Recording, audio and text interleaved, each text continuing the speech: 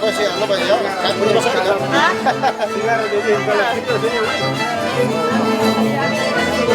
Salud. Esta chicha es pura Yanaca, gracias. Los datos de nuestro pueblo, el maíz, y preparado por las lindas yanaquinas. Esta es chicha natural de Yanaca, de Jora. Bueno, salud, salud hermanos, gracias. Base de 4 patas parece.